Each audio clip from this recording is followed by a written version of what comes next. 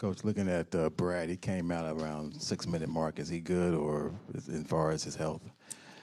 I don't have an update now.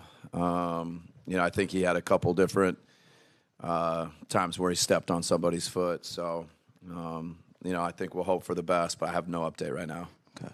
And then, obviously, when you play a team that's shorthanded, other guys end up doing something. And then Tyrese Martin with 30, just maybe speak to maybe whether you even tried to scout and see what he was before that and what he was able to do tonight.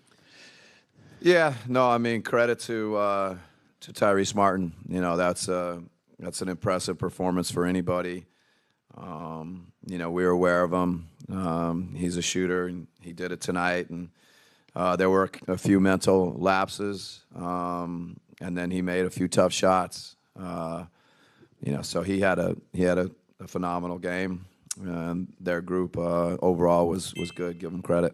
The only other follow I had was you said mental lapses. Would you say that was the defense for the whole second half in terms of, or for the whole game, the mental lapse? How much was that a factor tonight?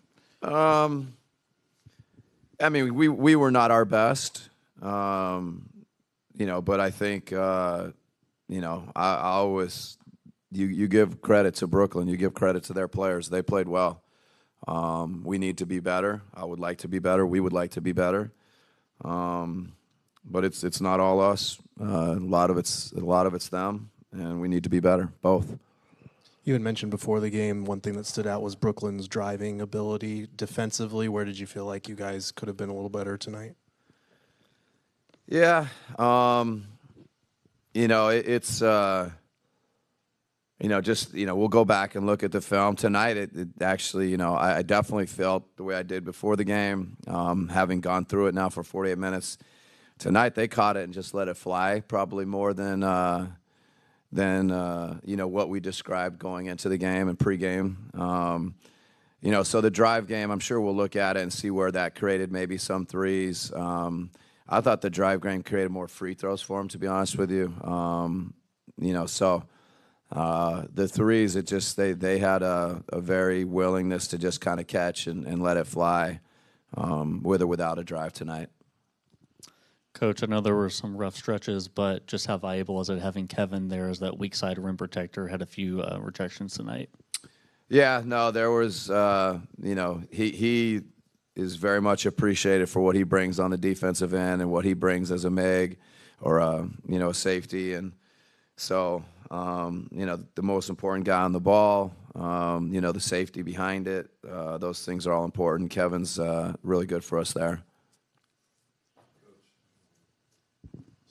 Coach, you were outscored bench players 54-23 tonight. So wondering what exactly decided to not go with Ryan like you normally do in the second half, or Oso, or make the switch. Like they went deeper into their bench. Yeah.